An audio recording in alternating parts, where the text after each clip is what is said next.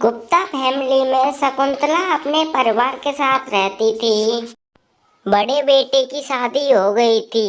बड़ा बेटा अपनी बहू तथा छोटा बेटा मिराज उनके साथ ही रहता था।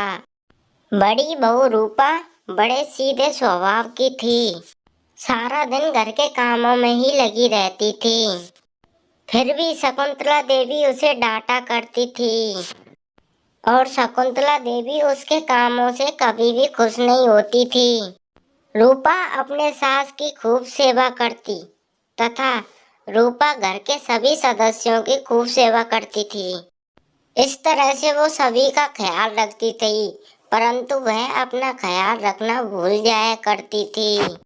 परंतु कोई फायदा नहीं और शकुंतला देवी तब भी वह उससे खुश नहीं होती थी और रूपा को ताना मारा करती थी। इन सारी बातों से रूपा बहुत दुखी होने लगी और वह जब कमरे में अकेली रो लिया करती थी।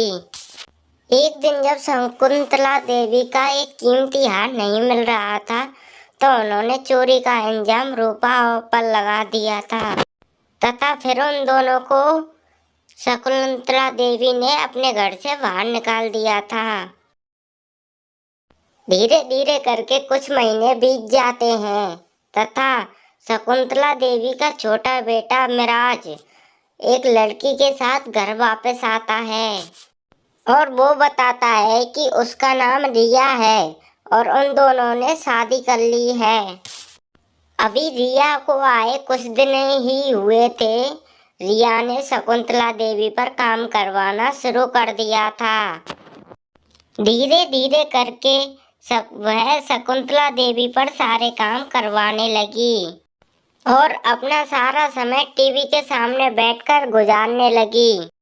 वह शकुंतला देवी पर हुक्म चलाया करती थी और खुद बैठे बैठे खाया पिया करती थी और सारा काम शकुंतला देवी पर करवाती थी। एक दिन शकुंतला देवी किचन में काम कर रही हुई होती है, तभी उसके कमर में मोच आ जाती है। तब वह जोर जोर से रोने लगती है। तभी रिया वहां आ जाती है। बंद करो अपना ये नाटक, काम ना करना पड़े इसलिए तुम कमर दर्द का बहाना बना रही हो। मेरे साथ आपका ये नाटक नहीं चलेगा, घर के सारे काम तो आपको ही करने पड़ेंगे।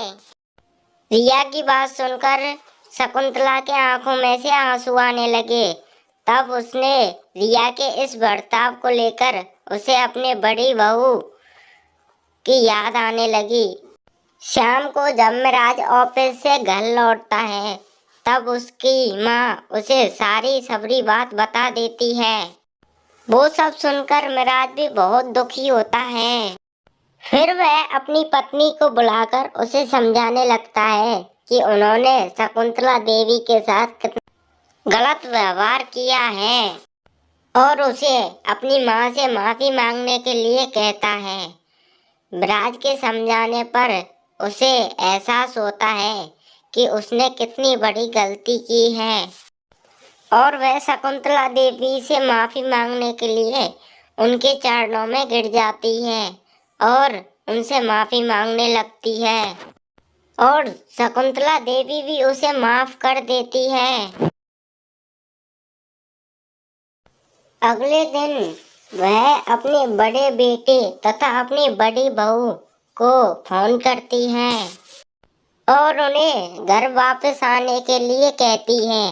दरअसल शकुंतला देवी को भी एहसास हो गया था कि उसने भी उनके साथ बहुत बड़ी गलती की थी। जब बड़ा बेटा और उनकी बहू घर वापस आ जाते हैं तो शकुंतला देवी उनसे माफी मांगने लगती है और वह उन्हें हमेशा इसी घर में रहने के लिए कहती है।